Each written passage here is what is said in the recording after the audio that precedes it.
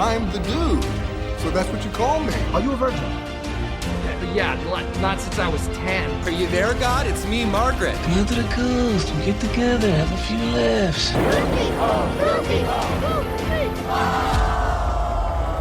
Gentlemen, you can't fight in here. This is the war room. Can I return it if it doesn't fit? It always fits. Eventually. Welcome back to Movie Mingle. I'm Caveman. And I'm Maggie. And today we're on episode 56, and we watched Howl's Moving Castle. Yeah, we did. I love Howl's Moving Castle. I had never seen Howl's Moving Castle. So we'll find out soon Yes. enough how Maggie felt about watching it for the first time, and the situation that we were in literally last night is when we watched it. Actually, I'll just say it. Yeah, fuck it. I think it's great. And last night when we turned it on, both our kids were just getting home from school. Yeah. And we were like, hey. Do you guys want to watch this with us? Kind of thinking that maybe the elder one would. Because we know that our oldest kid is a big fan of Yes. Hayao Miyazaki. Yes. And, you know, so we kind of assumed they would want to watch it with us. But then when we asked our other kid, they also were like, sure. And so it ended up as an impromptu family night, which was actually really nice and really kind of needed after a couple long weeks of a lot of teenage angst in this home of ours. Yay, teenagers. Teenagers. It's a lot. But it was fun hanging out with our teenagers really last night was. on the couch watching This great film. beautiful, Yeah. hand-drawn Miyazaki film. The older one and I both fangirling over Howl. Oh, fuck. Of course. God damn, just so hot. You know, it was a great thing, right? To have sat down to watch essentially a movie for homework. Yeah. And then have it turn into a nice family Little memory. family night. Yeah. Movie So night. what a happy thing. Because usually we watch these movies while they're at school. Yeah, or for we the watch most part. them when they're home and they're both just like, nah. Or we're like, get out. They're This like, is not for you. I have homework to do. I'd rather do homework than watch a movie with you. I'm just going to go sit on the internet and talk to my friends for hours on end, which is what I would have done when my parents watched movies. Yeah. Yeah. Especially ones that I wasn't allowed to watch. Yeah. Like, well, I'll be on the computer looking at things you probably wouldn't want me looking at. Yeah. What's worse, a movie that might be questionable Or porn. or the internet in general, but especially porn. But especially porn on the internet. Oh, my God. But, yeah, no, this is a really, really sweet little film. I really don't dislike Miyazaki films. I actually like every single one of his films that I've ever seen. I know Sorry, it was a double negative. It was a double negative, and I'm sorry. But, like, my whole point is that I don't dislike him. I just haven't seen a lot of his films. Well, for no other reason than usually I'm just like, eh.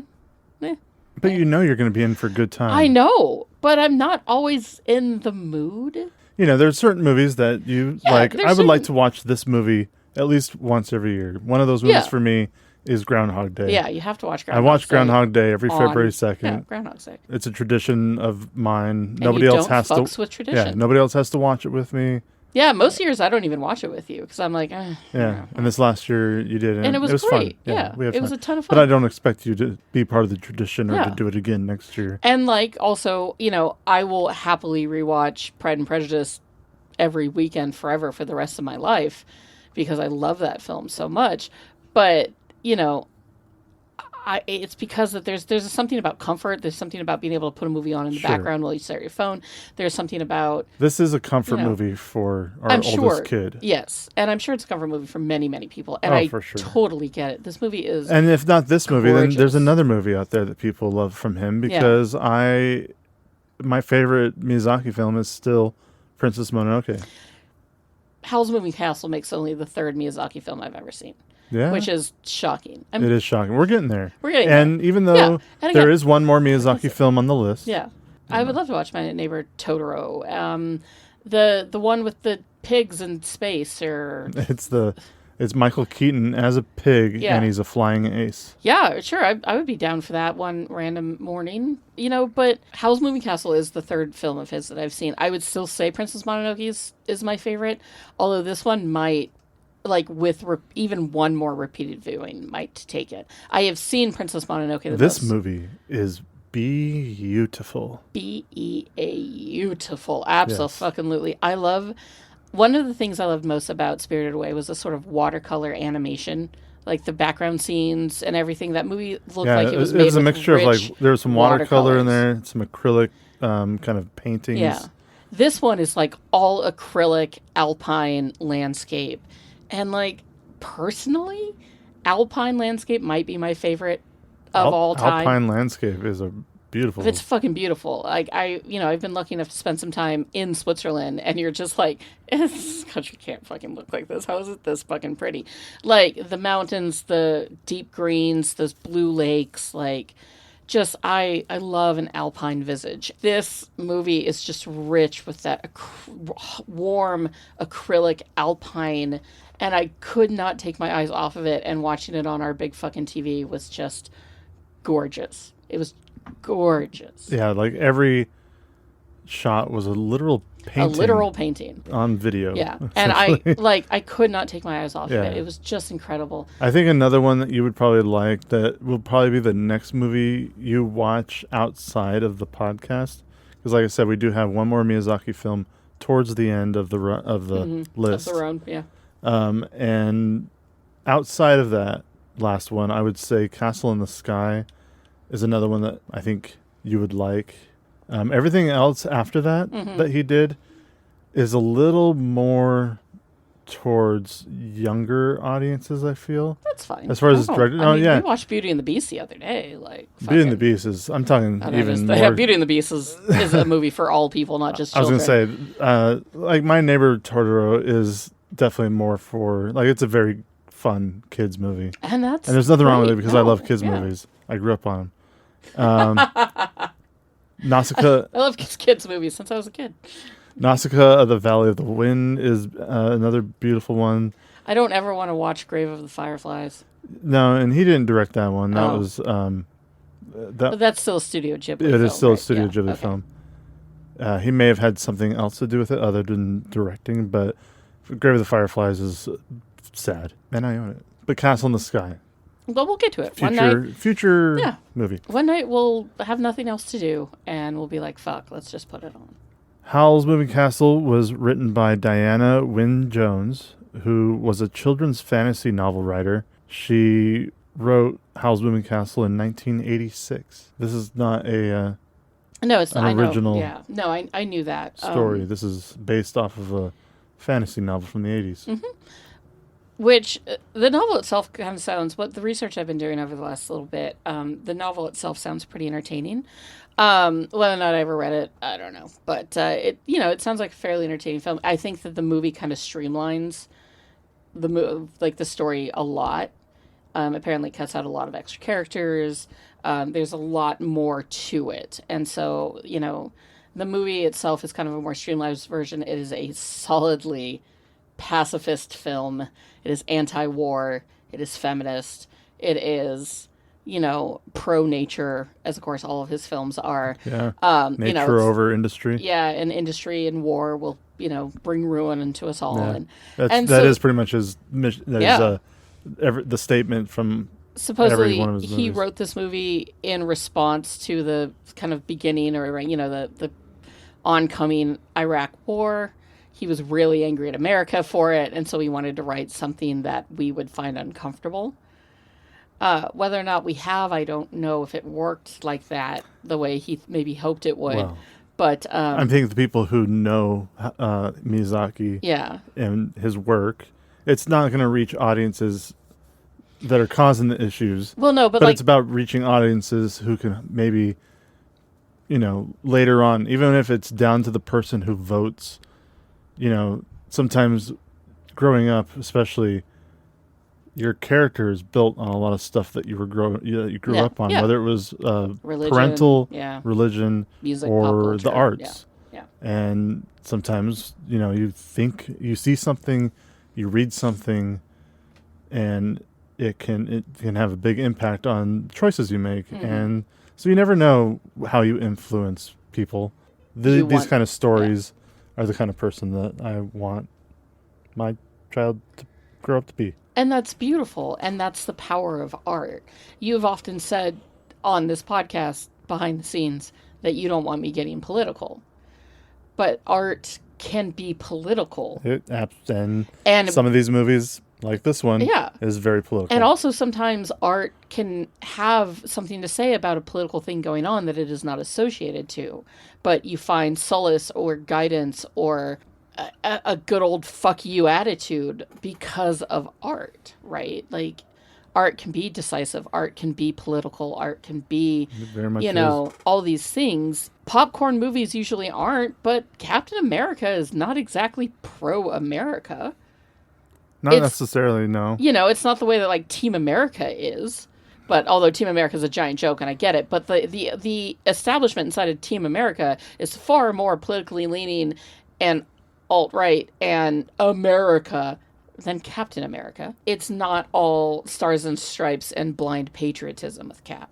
This movie, Howl's Moving Castle itself, is a political takedown of war, of fascism, of, all this dumb shit that we're stuck in the middle of still.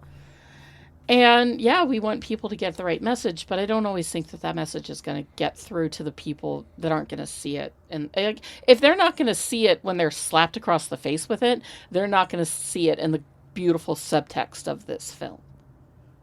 They're not going to They're not going to find the message that our child found and that I found in this movie when all they see is just pretty pictures and fun story.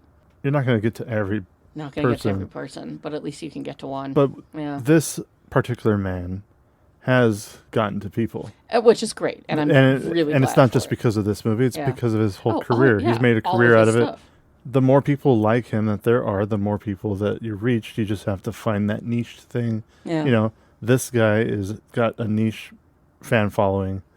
He can reach them. Yeah. This person has these people. This person has these people. Yeah. So, it's just like, how big is the Kevin Smith fan base? Yeah. He's got a niche fan base. Yes, he that does. like his films, that he's been able to reach with his films, and has told stories using that. And, other than smoking weed and dancing to Stink metal palming people. and stink palming people, there's some other great messages in his movies. Say, would you like a chocolate covered pretzel?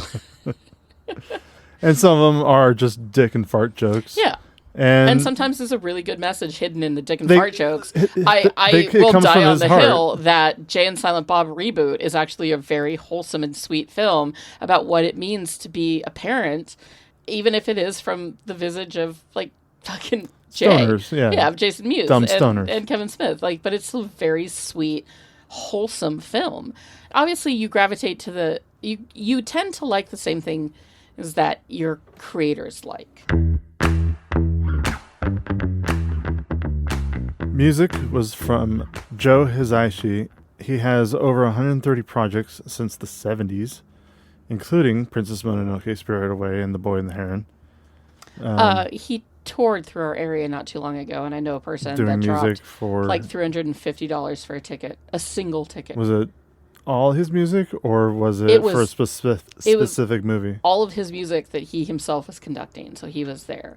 And it was at, like, it was one of the big halls in town, like one of the big proper... Yeah, they do that a lot Yeah. now, where they play, where a conductor or a composer will come through and conduct their own music. There's a Lord of the Rings thing coming through town soon. Ooh, That's all the God. music and whatnot. But as far as I can tell, it's actually nobody big, right? It's not Howard Shore. It's not Enya. It's all just It's just the music. the music. Yeah, and then any, actor or singers and other musicians and Yeah. soloists they could See, find. Which on the one hand would be beautiful to go watch that music because that music is stunning. It is. But on the other hand, I want to watch Enya. I don't want to watch some Just some composer that you've never heard of. composer that I've never heard of perform a conductor. song. I guess a conductor I've never heard of perform a song that I love by a Somebody C grade version of Enya that they found at a community college somewhere, Oof. which sounds shady That is- than I meant it. Actually, It is shady. That was pretty shady of me, but that's it's not Billy Boyd out there touring. If it was, I would have been like, "Fuck yeah, let's I go see understand. Billy Boyd." Cinematography was done by Atsushi Okui, who has also worked on many projects, including the cinematography for Princess Mononoke, Spirited Away, and Boy and the Heron. Yeah, I'm not surprised. I mean, it's not like this movie's, like this is usually, it's all the same group of people. It right? is. I mean, that's the Studio Ghibli people. He was also the animation camera operator for Akira, which I thought was cool. It's cool. Another great anime. Which I know nothing about other than the image of him walking to the car. Literally nothing. I know nothing about Akira. Anyway. That doesn't help. If people I don't think you'd like it. Rotten Tomatoes has Howl's Moving Castle at an 88% from critics and a 93% from audiences. Yeah, I know. Audiences loved it. Oh, yeah, how of can you course. fucking not? But 88% from critics. I actually don't even think I've ever heard anybody be like, I don't really like that film. Like, I've never heard anybody say anything bad about this movie. Yeah. So... I mean, it's got an 8.2 on IMDb. I mean, I guess, like, a solid B is pretty impressive, but this movie is so fucking pretty. I guess, to be fair, the plot is a little light. I mean, it's not that it's light, but it's a little, like... a lot of things are kind of very easily just sort of it's not like as finished up. It's not as complicated as like it's Princess not as Mononoke. deep as Princess Mononoke. Maybe it might be in par with like Spirited Away with just like a very simple plot. Yeah, like not a lot of. Just, this kid is cursed and needs to get home. Really. Yeah. Very okay. Wow. This movie's very much like Spirited Away. But, Spirited Away, the kid actually does go home with her parents, her awful parents, to live her life. And in this movie, Sophie gets to run off with a straight up hottie twink, living their lives and fucking away in that awesome castle. So, like, it's a little more adventurous, but, home for her was Howl, not this is why I think home. you're going to like Castle in the Sky. It was made for $24 million. It made $9 million here in America. I feel like the American fan base is pretty much like that. $9 million. Yeah. We tried, guys. We came out in full force, and this is what we can do. This is what we can do. But he's not popular. He's not as, like, around the world. Yeah. The man is especially in 2003. well-known, not just Japan. Like now a lot more people have caught on to his stuff. Sure. Because they've been introduced by their kids, by their friends, whatever. Even the Boy and the Heron was like a big one. I mean, he came out of retirement to do the Boy and the Heron. But I'm just saying that, like, in 2003, I did not know as many people who knew who he was as I know now. All these years later, 20 odd years later. Like, back then it was my one friend Angie, because she was the anime kid, right? And so she would tell us about it, and she would show us. I mean, she was the one that sat me down and showed me Princess Mononoke. It was a very much more niched group of people back in the early 2000s than it is now. Now it's all over Hot Topic. It's all over fucking Funko Pops. It's all over pop culture. I mean, I saw Calcifer before I've ever even seen this movie. I saw a woman. I watched like 18 different videos of a woman on TikTok making a stained glass calcifer that she was going to put in front of her own fireplace. That's cool. It was very pretty. It's bigger now than it was then in terms of its establishment on pop culture. Sure. Well, it may have only made $9 million here in America, but around the world, it made $233 million. Yeah. It didn't need America. No, it didn't. No. So that is a total for $242 million. Yeah, and that's fucking great. It won. I mean, didn't The Social Network make about that? About that? Yeah. But it cost twice as much, I think. Social Network did? Yeah, I think. Yeah, well, even or it better. was, I can't remember. Social Network was, it's over here. Yeah. I could just do it's that. Like 40 million or 40, something? yeah. So 40 versus 24. So, yeah, almost double. Yeah. Also, I don't have the Howl's Moving Castle home media numbers, but I bet it's high. I mean, I have it on Blu-ray. That's how we watched it. It is. It's true, through the Disney Corporation, which was quite interesting. Yeah, back then, there was a certain number of years where Disney had distribution rights. According to Wikipedia, Studio Ghibli in America. Howl's Moving Castle made about $18 million from Bluray and DVD sales as of April 2022.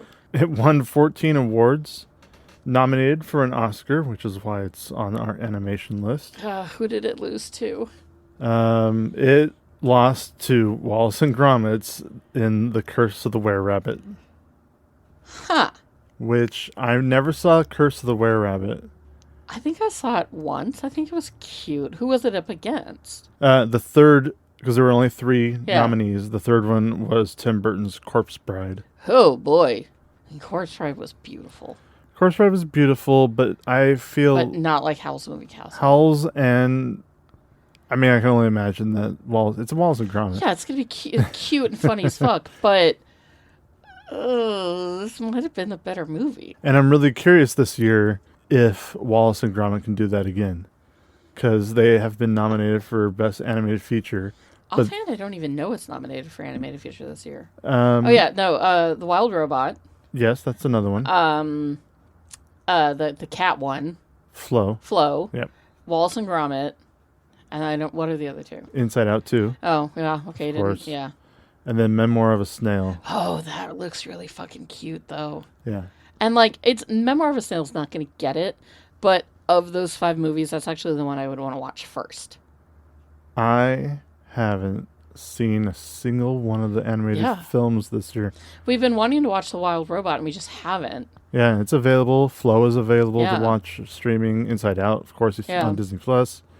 But I think it would be hilarious if Wallace and Gromit came back and people love those movies. I mean, fucking love Wallace and Gromit. I didn't see Curse of the Were-Rabbit, and I didn't see Vengeance Most Foul, of course, but I've seen. Well, why not? I've seen it. I know. We love Artem films. I know. I've seen at least 3 other Wallace and Gromit movies, I think, plus Chicken Run, and their Star Wars special that they did. Arthur Christmas, of course. Yeah. Oh, God, that one with David Tennant, The Pirates. That was a really fun one. Oh, yeah, The Pirates. As was the caveman who played soccer. Was also super fucking cute. See, Artem, it's not a surprise. No, I'm not saying they didn't deserve it. Yeah. But, man, Howl's Moving Castle is a beautiful film. It's a beautiful fucking movie, yeah.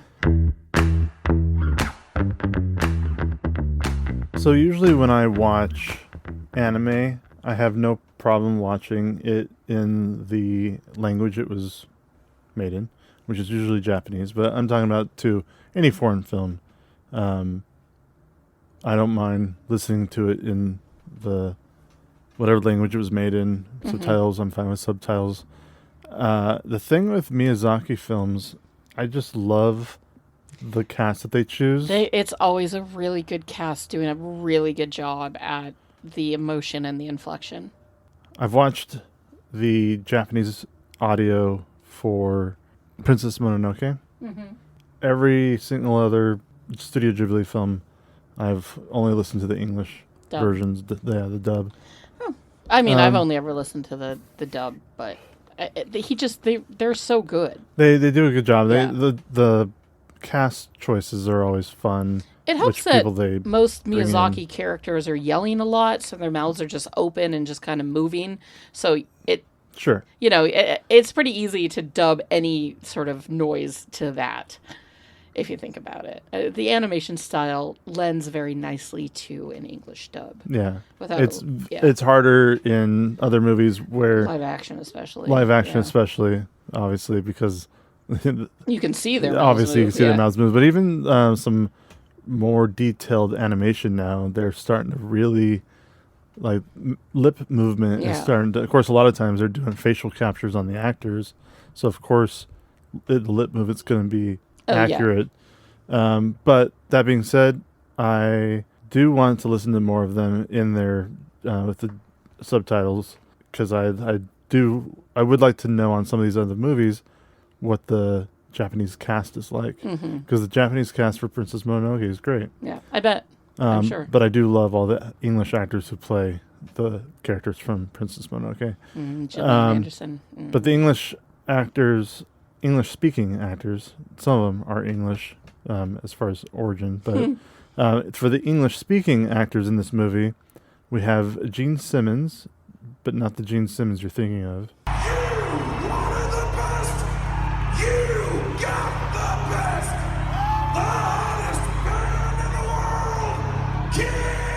No, not that one. I'm talking about Gene Simmons, actress, 1929, born in 1929, died in 2010. But I feel like I should know her, but I couldn't find anything from her IMDb that I really recognize. I mean, Guys and Dolls and Spartacus.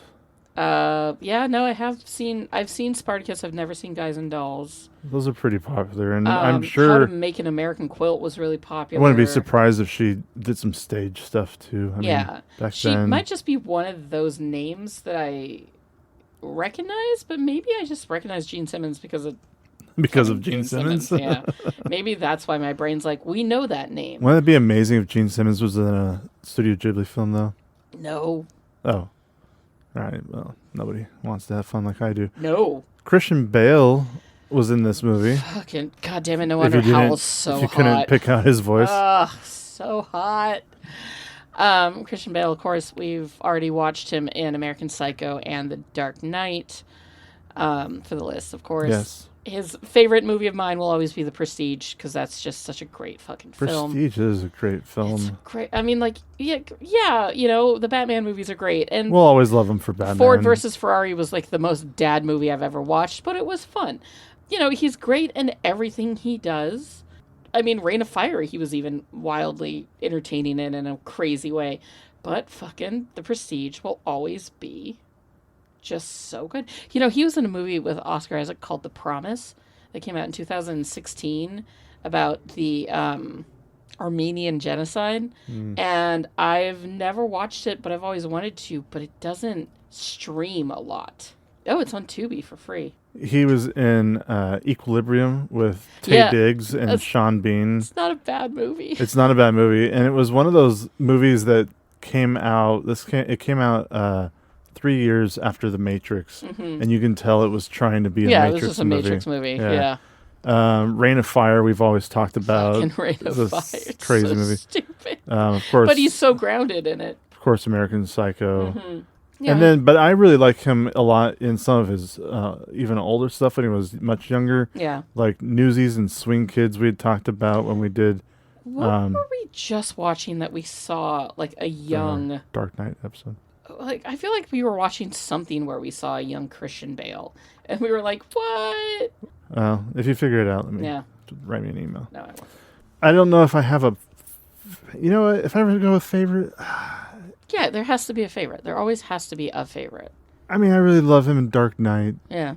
And I really like him in The Prestige. I mean, I think he works best with Nolan. Mm-hmm. But he's also done some great stuff on his away from Nolan, like The Fighter. Yeah.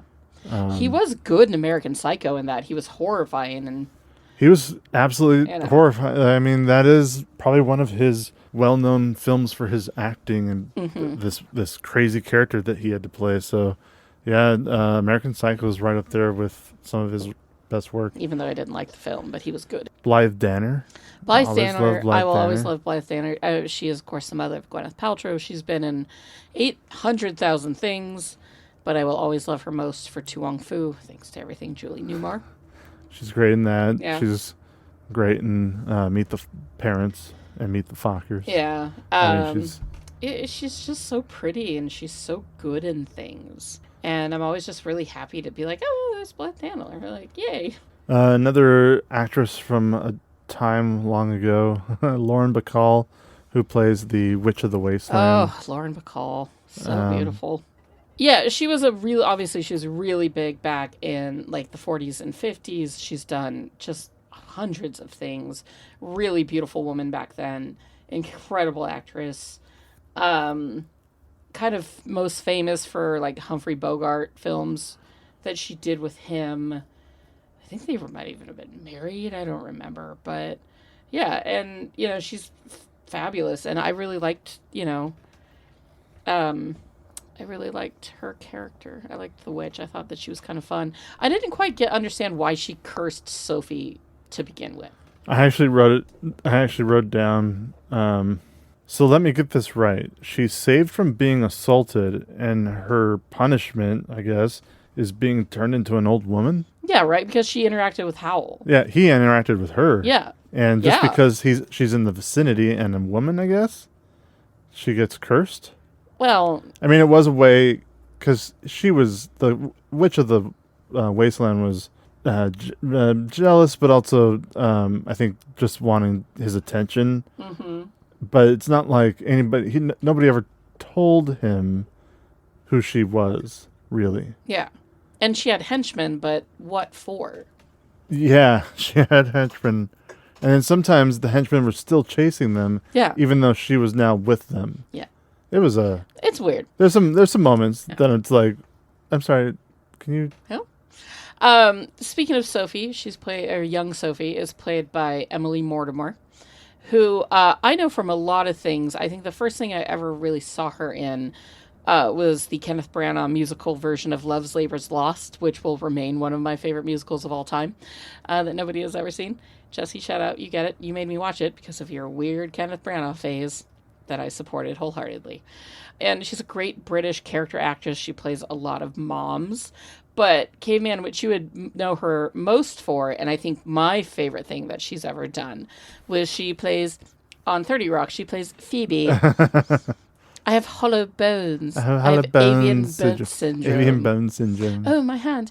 I will often say in my life, I have hollow bones when I don't want to do something. I'll be like, oh, God, I don't want to do that. I have hollow bones. She is really funny as an actress. She's got great comedic timing.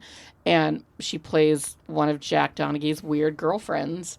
And she'll always be one of my favorite of his weird girlfriends. I have hollow bones. And she's always introducing herself to, hello, no matter I'm how many Phoebe. times they've met. Yeah, I know, we've met. Oh, so great. We have. And she's got a really lovely voice. And we will see her again in Shutter Island here in a couple of weeks.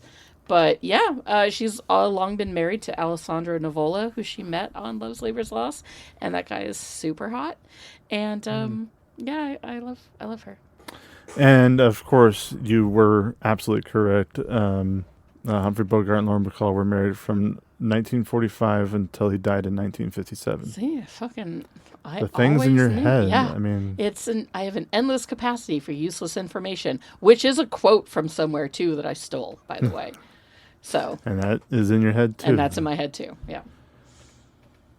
Creating a paradox, because how is it endless if I don't say that it's endless? But I first found the quote being, and then. Wow. Where's the beginning? Where does it end? Josh Hutcherson plays Markle. Baby Josh Hutcherson, who's probably as tall as he is now. The boy with the ability to grow beard real fast, I guess. Yeah, I don't know what he's up to now, but of course he was PETA in the Hunger Games movies. He was just in the Five Nights at Freddy's movie. Oh, yeah, you're right. Yeah, I remember watching that with my kids once. So yeah, but they were fucking all over it. Oh, yeah, they loved it. He was in The Beekeeper, and I never finished that movie. Oh, yeah, he was like the douchey son of the president or something in The Beekeeper. He was pretty awful. They really tried to make him a thing. They did. Hollywood, there was a while there where Hollywood was like, oh, this new YA romance is coming out, and we're going to turn these actors into the next big thing. And most of them either fizzled because they just didn't have it, or went the Robert Pattinson route where they hated it so much that they went off and did other weird shit. Like, they wanted, I think that Robert Pattinson really hated his time on Twilight, and he didn't want to be defined by that. So he went off and made a career for himself that is incredible now. Whereas some of these other people are just like, oh yeah, he's the guy from Twilight, or he's the guy from Hunger Games. Right. And unfortunately, I think both actors from Hunger Games, both of the love interests they haven't gone as far as Hollywood had hoped that they would. Oh, just, Liam, yeah, the Hemsworth. lesser Hemsworth. The lesser Hemsworth. And not to say that Josh Hutcherson is a bad actor. It's just that he's not a leading actor. He's no George Clooney. We're not into him the way that another actor. There's more young talent out there than him. Yeah. And they tried and it didn't work. Looking over his list of films, I kind of can't see any that I would actively want to watch. And I know that he's been doing stuff forever because, like, he was in The Bridge to Terabithia. Yeah. Looking over at his movies, if I had to pick one to watch, like somebody was like, you must watch one of these films, I'd probably watch maybe The Disaster Artist. Or, no, probably not even that. I would just watch the first Hunger Games movie because that was a good movie. Yeah, it was fun. Yeah. Next, we've got Billy Crystal playing Kelsifer. Yeah, his only other animated role other than Monsters Other Inc. than Monsters, Inc. Yeah. We did just blow Billy Crystal not too long ago. We did. We gave him a good long blowjob last he's- time. And I think I came to the conclusion that City Slickers was my favorite. And I don't remember if you know what your favorite. Oh, mine was Princess Bride. Princess Bride, that's Yeah. right. So, Yeah, if Billy you want Crystal. to listen to us talk more about Billy Crystal, just listen to Monsters, Inc. He does a great job here. I actually really liked that his voice wasn't as Billy Crystal as Mike Sullivan. Sure, It was a little less started shticky. There was a little bit of that New Yes. York. Yeah, like you could tell that it was him, but I feel like I feel like Mike Wazowski is almost like an impersonation of himself. It's a little, it's up to 11. Well, it's yeah, Billy Crystal he's up to even 11. got. The microphone at the Yeah. end is him telling jokes on stage.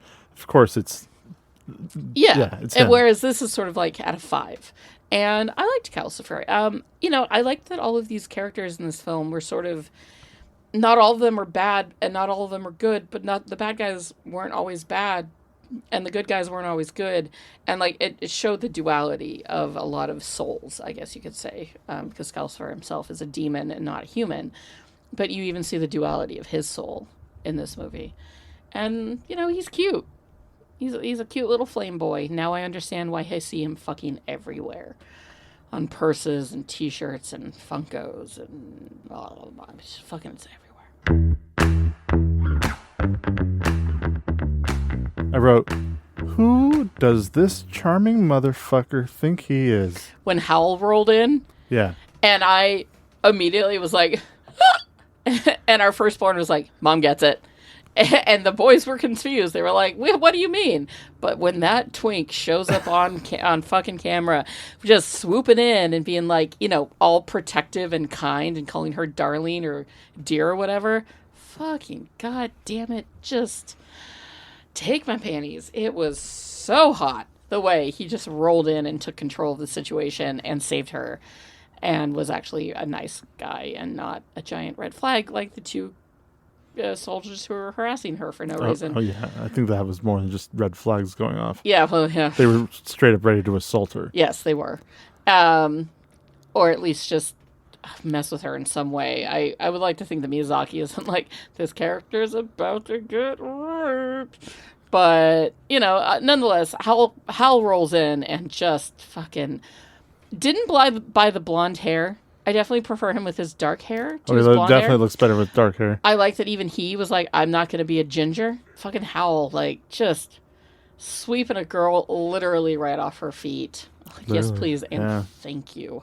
Another great animation moment is the reveal of the castle. Yeah, Especially when it's... took my breath away. Especially when it... Like, the camera is low to the ground and it's looking up at the castle, go past it. And you get a really good up-close look at all of the moving parts and the way that this house is like part machine, part alive. I loved its weird little face. It was very Terry Gilliam-esque. Terry Gilliam being the main... He was the American on Monty Python, and he was the one that did all the weird fucking animations. And that, to me, like, the Howl's Moving Castle, to me, very much looks like a Terry Gilliam it also... animation. Right. Yeah. It also reminds me of... No Face from Ghostface Killer? Spirit Away. Yeah, you're a Ghostface Killer. Ghostface Killer. How it starts off with all this junk and everything on it, and then by the end of it, it's just this kind of naked thing, just kind of scurrying with its these weird little like weird Babadook legs yeah. and fucking. It's just so pretty. The whole thing is just breathtakingly absolutely beautiful. So. This is also possibly the first time I think a Hayao Miyazaki film has shown butt crack and some man ass. Did you not catch when Howl was bathing? I mean, I don't know. Usually when I see just like animated ass, I don't pay much attention to it. It's just the only animated ass that I pay the most attention to is mine on Disney Dreamlight Valley, because that thing is a fucking... Yeah, this was butt cracking bare ass later. No. I think he lost his towel. Is that what happened? And then she was carrying him as he's melting in her arms. And she's trying to keep her eyes up and focused in front of her. Oh, yeah, and like she glances down at one point, or, yeah. No, that was very cute. Turnip Head. Can we talk about Turnip Head? Turnip Head is so pure. And in a world where Miyazaki characters, especially Miyazaki's side characters, are constantly like put on t-shirts and put on bags and turned into pop culture merchandise, where's my fucking Turnip Head merchandise? He was the cutest character in that whole fucking movie. First of all, he was good and pure. Yes. Secondly, he was a prince in disguise. And thirdly, he was just so fucking cute. And I would totally, if of all of the adorable things that I've seen in his films over the years and all the cute-ass characters, I would actually purchase a shirt with Turnip Head on it and wear it, because he is sweet baby. Yeah. Yeah, Sweet I don't know baby. why Turnip Head didn't get his merch deal. Yeah, right? Like, it's all Calcifer. It's all the little dust mites. It's all fucking Ghostface Killer. Where's my little man? I know you and I sometimes go to a place called the Lunchbox. Yeah. Which has a lot Lunchbox of Miyazaki. in most malls. Yeah. Yeah. They have a lot of Miyazaki merch, but I've never seen Turnip Head. Yeah. And even like pulling up Turnip Head merch on Google isn't giving me a whole lot. It's all Calcifer. Who, yeah, like, he's cute. Turnip Head for the win, man. Yeah. I also liked how when he became human, he was like, oh, I'm supposed to be brought back to life by my true love's kiss. And then he and Calcifer look at Sophie and Howl, and they're both like, oh, maybe not. I don't think she's really into you, babe. But still, I think the Turnip Head was sweet baby. That dog with the human face is the creepiest goddamn thing. And I like how he flies because he flaps his ears. Yeah, and you're supposed to believe that that's Howl, but it turns out, no, he's just a fucked up little dog.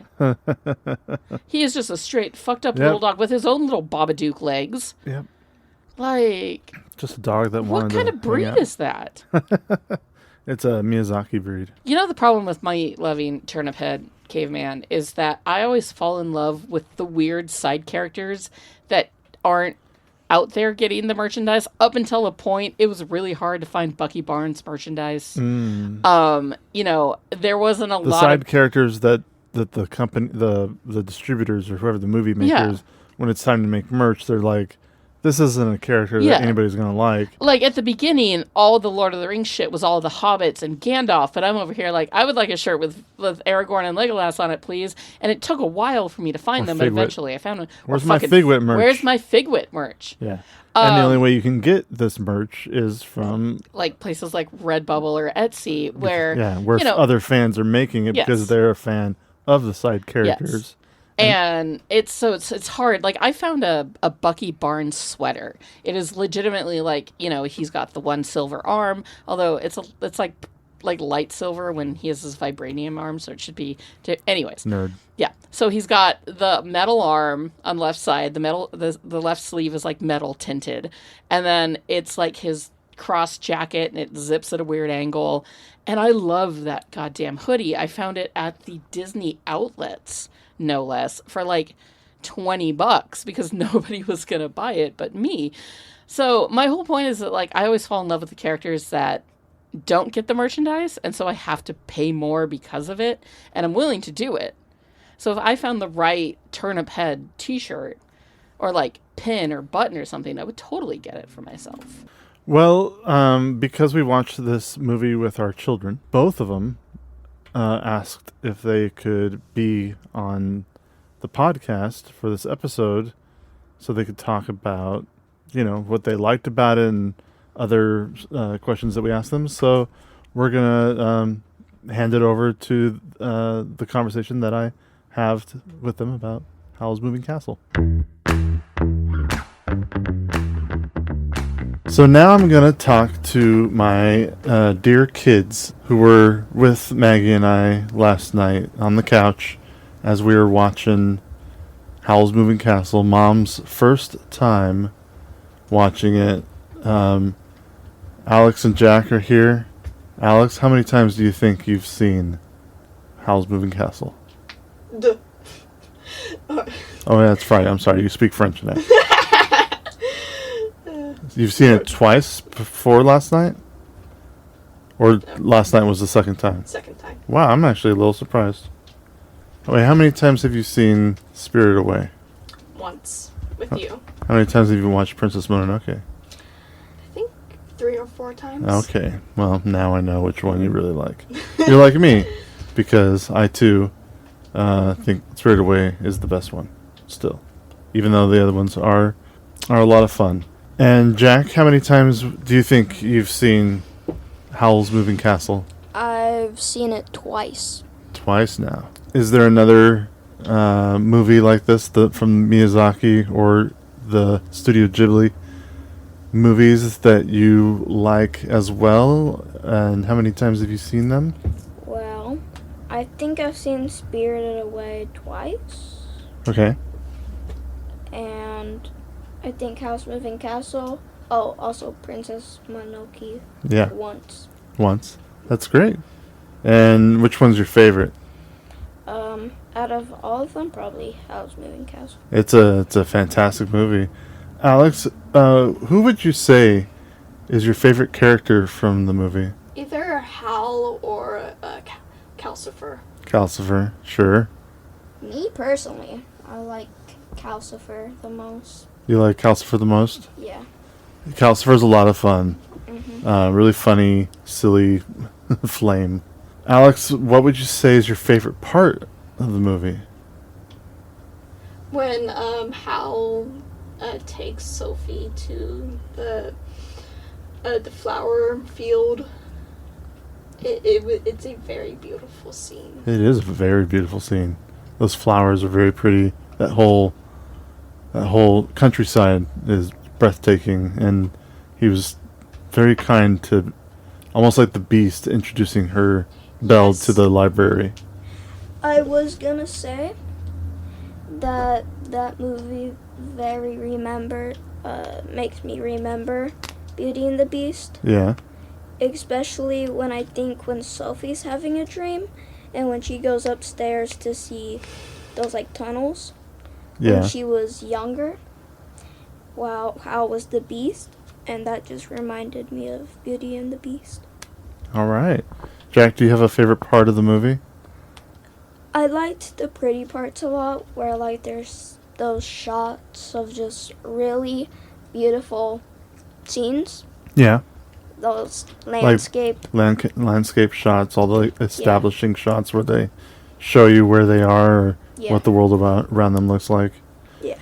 Yeah, every scene is just a painting, and we sit there on the couch just almost like we're going through a museum looking at all these different paintings on the wall. They're just flashing past us really fast. Yeah. To make everything animated. And it is all his movies are works of art, and each one of them takes my breath away in a different way. What do you get from this movie? What do you think the message of it is, or what does the movie make you feel when you watch it? Is there anything that stands out to you, like a moment or something that's said, something that the creator maybe wanted the audience to know? The one thing that I took notice while watching the movie is when sometimes you see Sophie a little bit more younger. At first she was hunchback, the little old lady. Right. But but throughout the movie she was standing up tall, and it's because at first she was a little kind of a timid girl, just keeps her to herself, an introvert like me, and she kind of stand up for herself to the witch, but not that much. And throughout the movie you see her gaining her confidence up. Yeah. And her like getting more younger. That's how much her confidence is like building up, is her getting more younger. And like when during the flower field scene, when she's like, I know I'm not that pretty enough, you can like see her like getting more older, because her confidence was falling down.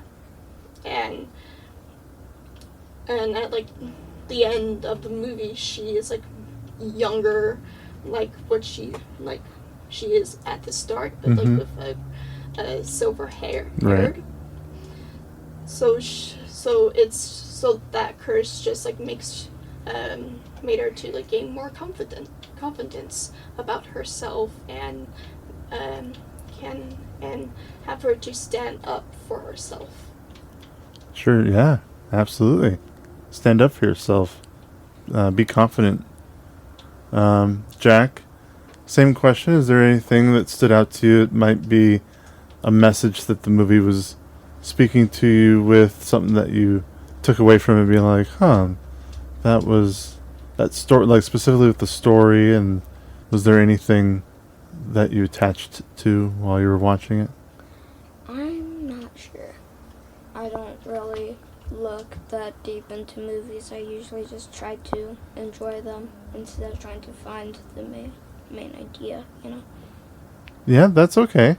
But you still can appreciate the adventure, and yeah, I can still appreciate how beautiful the movie is. Yeah. And Jack, when it comes to this movie, yeah, is there anything that the people listening that you really wanted them to know about the way this movie makes you feel, or why you think they should watch it? I think the reason why they should watch it is because, like I said, it's a really beautiful movie. The story is great. And actually, something that I did kind of saw was greed. And what I mean by that is, remember at the end of the movie when the Witch of the West figured out where Howl's heart is at? Yeah. And she takes it, and it basically takes apart the crab castle. Yeah, the castle. The broken down castle, because that's all Calcifer could get from it. Sure. And when she grabbed it, the entire thing just Fell to pieces. Fell to pieces, and that's how they both got splitted up. And even at the end of the movie, the Witch of the West was still holding on to it and saying, "No, this is my heart. You can't have it." That's great. I love that. Alex, was there anything that you would tell people about this movie if they've never seen it before? Why they should watch it? It is a very fantastic movie. If you like romance, but not like that much like on screen, it doesn't really take that much up of screen time. Sure. As like other romance movies. If you want like a strong, powerful female lead. Also, if you want to have a hot guy to drool over, then yeah. Alright. And I would also like to say that, I swear, Sophie kissed like 15 different people. What? Not 15. Well, I'm over. Like, the power she didn't. Of true love kiss, Jack. Sophie kisses like 2 people, Jack. First of all, it was Scarecrow, Howl, Witch of the West. Jack, I think the kiss on the Witch of the West was more of like a grandmother. Yeah, like I family get that, kisses, not. It's not like true love, but like what I mean by that, she kissed like 13 different people that is not even related. Jack, we don't slut shame in this house. Jesus. Alright. Jesus. sometimes I just feel like I want to transmigrate into that movie and just live in there. It's one of those places, kind of like Hobbiton and Lord of the Rings, where it's like, can I live right there? Just that little patch of land right there, and I can happily just... We're living... The Howl's Castle is kind of cool, too. I like how it can take up a space in multiple different areas at the same time. I think it was, like, during the flower field scene. I keep on bringing it up, but it's too beautiful. I was just like, I want to place a little cottage right there, and then just spend it in my whole... Spend it there my whole life and die in that house. Wow. You are a witch. You're telling me.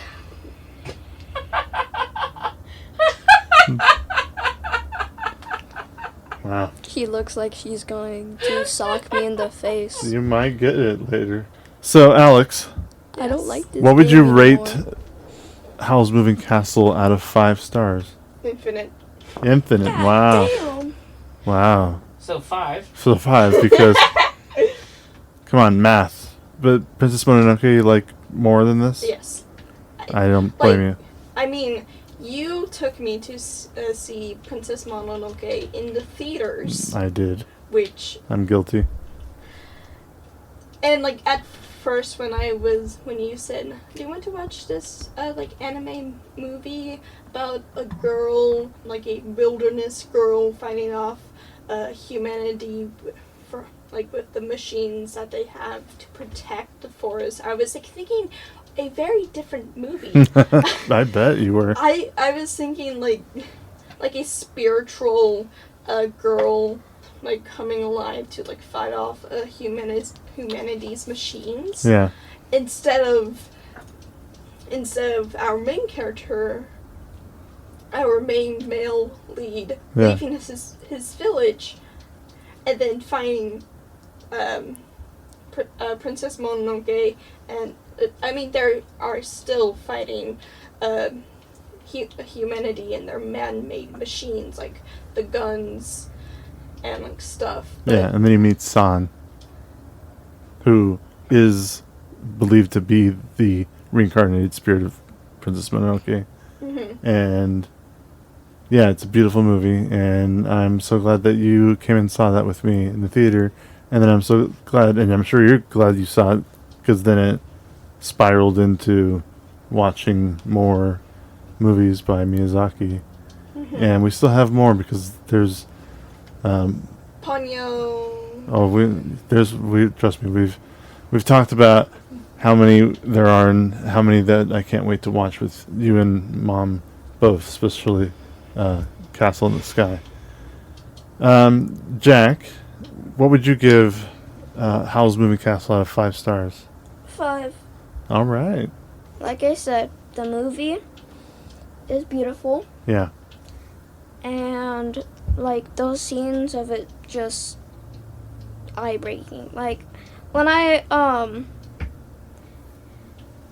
looked over at Mom sometimes when we were watching the movie, I just saw her jaw dropped probably because of the scenery.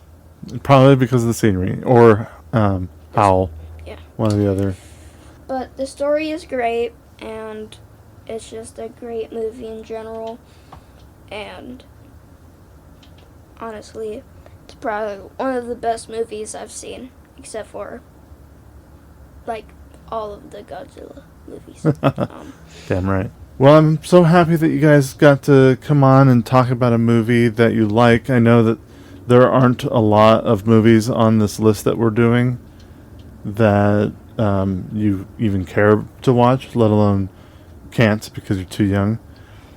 But I'm glad that there are movies on this list like Howl's Moving Castle and Spirited Away and Tron when we did our bonus episode.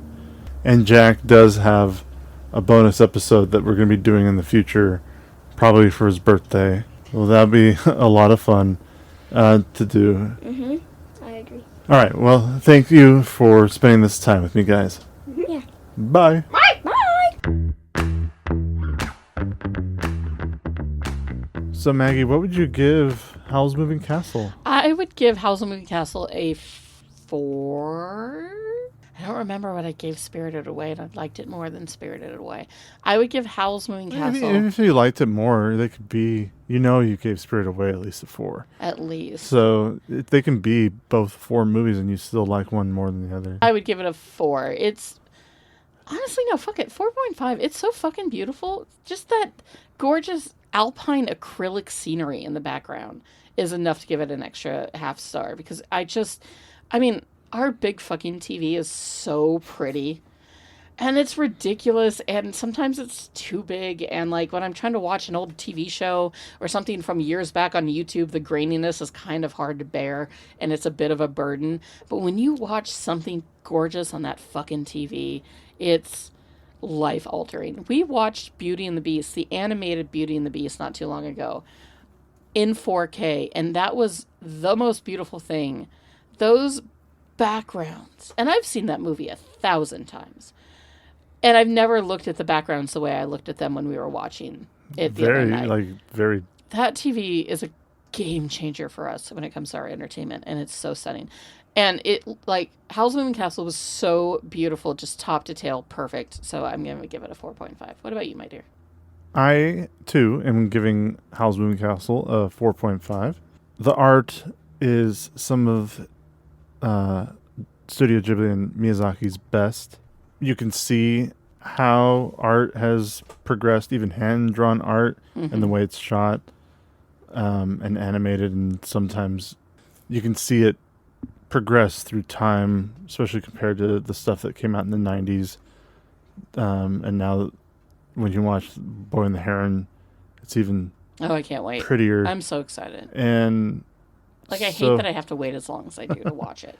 Music and the story and the love story, the message that it wants to get across. The message, too, of compassion and kindness. Right. Sophie is so kind to the Witch of the Wastelands, even though she's cursed by her. Right. I mean, that's a lot of Miyazaki's stuff is the person kind. that you meet in the beginning and believe to be your enemy, a lot of times in these stories ends up towards the middle or the end to be a close friend, somebody that they would consider a friend. Or just somebody that they care for. It just goes to show that you never know who a person is based off of their initial, time you meet them.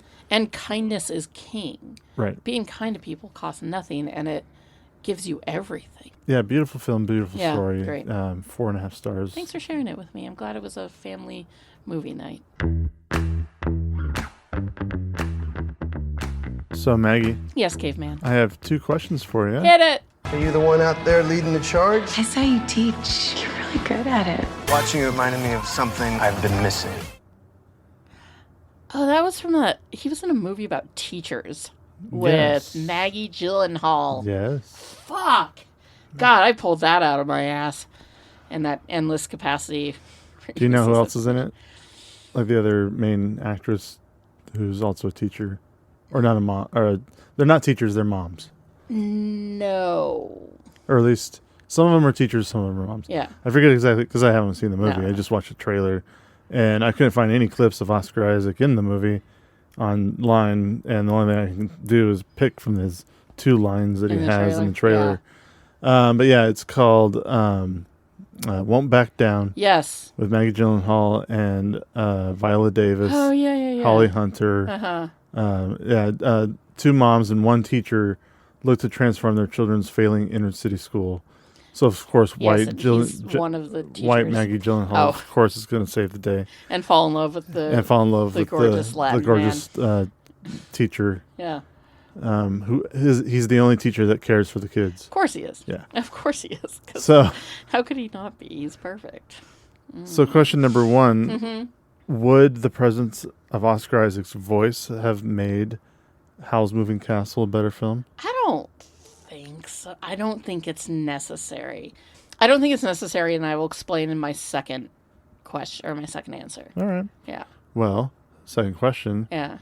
Which character would you have had Oscar Isaac play? See, I wouldn't have wanted him to play anybody but Howl. And Howl as Christian Bale or Christian Bale as Howl is already so fucking sexy Yeah, and but like we're talking about Oscar Isaac. I know here. who is so fucking sexy, but I don't think that it needed. Like, you can only make him sexier, which is not a bad thing. It's just an unnecessary thing. That's my point, right? I wouldn't want him to have played Calcifer because I think Billy Crystal killed it. He couldn't have been as young as Josh Hutcherson. The only other male character was either Turnip Head's 2 lines, which conceivably, could have been Oscar, or the king that Sophie meets for like 2 seconds, who's just kind of a pompous douche, like.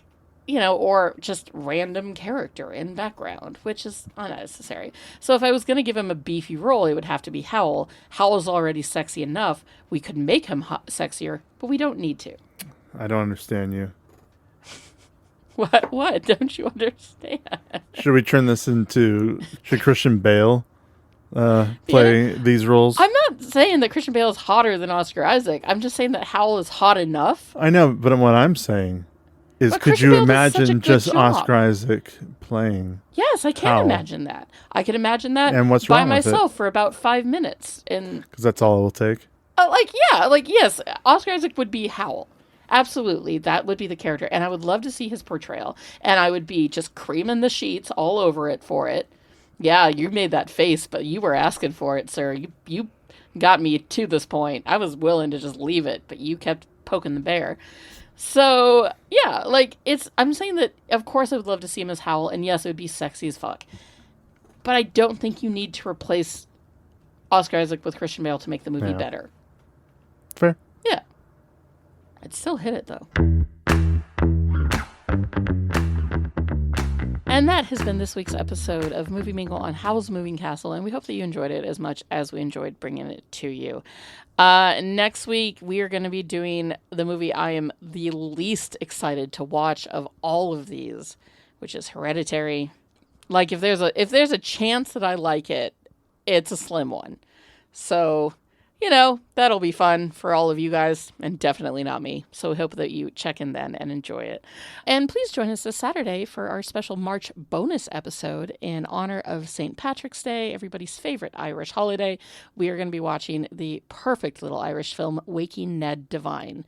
It's a real charmer, folks, so we hope that you enjoy our episode on that, dropping this Saturday. Until then, you can find us on Instagram, Threads, and Letterboxd at MovieMinglePod. You can find us on YouTube at MovieMinglePodcast, and write us at movieminglepod@gmail.com with all your questions, comments, and just, fan fiction about Howl and, Howl and female reader, because I take it. As ever, also, please rate us 5 stars or whatever you feel you deserve on your podcast platform of choice, and spread the word so that more people like Miyazaki, we can grow in our fan base and one day take over the world. Until then, take good care of yourselves, be kind to each other, and have a family movie night. Those are the best memories. Now go mingle. Bye. Are you an effective team? We are an effective team. Let them fight.